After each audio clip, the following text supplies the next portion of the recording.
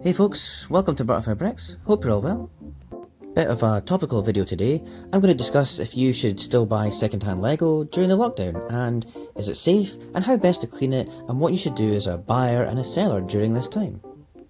In part 1, I'm quickly going to talk about buying and selling, and in part 2, in a follow-up video, I'll talk about cleaning contaminated Lego or job lots bought through the current situation. Well, here in Bonnie, Scotland, we're still in a state of lockdown. Some things have been relaxed and some restrictions have been lifted, which is in line with phase 1 of the government's strategy. So it's been a great time to build, enjoy your bricks and reorganise them. Ain't nobody got time for that. A lot of the Facebook pages have sensibly been stopped to prevent people from breaking the rules and purchasing things, and this is a good thing. But as they come back online and you start seeing ads for Lego, job lots and other toys, should you be buying these and should you be selling stuff too? There's also the bargain hunter's favourite, and that's car boot sales, but again, these are on hold.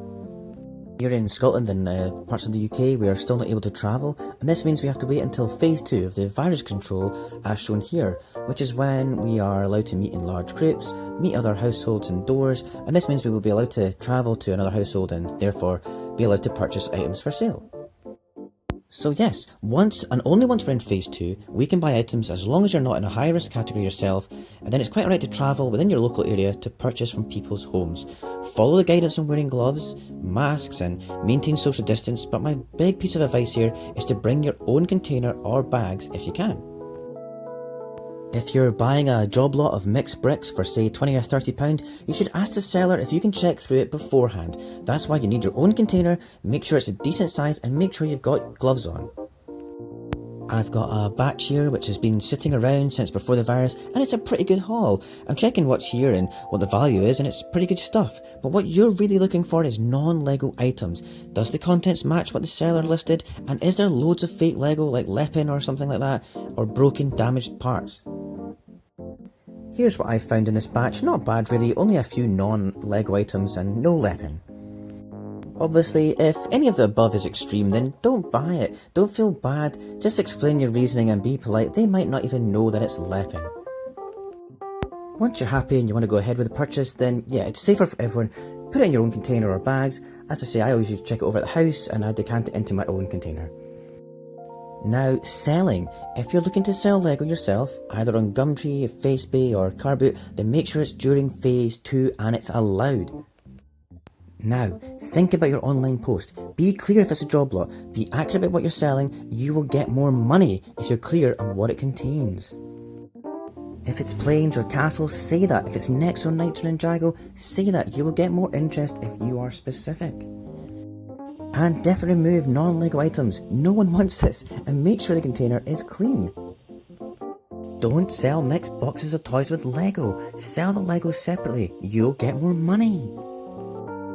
If you have lots of minifigures, then I'd recommend you sell them as a separate listing on preferably eBay. If they're Star Wars minifigures or other high value figs, then definitely do this. If you have a whole bunch of Lego to sell and you have the time, then I suggest you take a look at eBay instead of Facebook.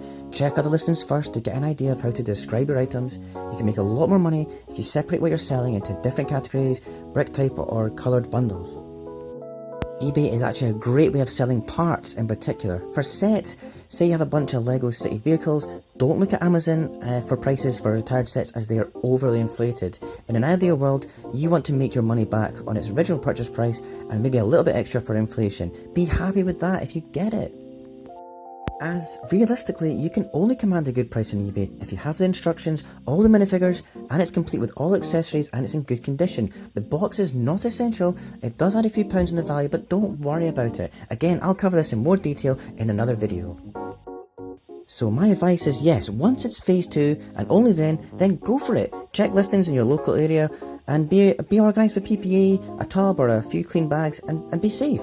This would be a good time to bulk up your parts collection and there would be lots of people selling as they look for a bit of extra cash.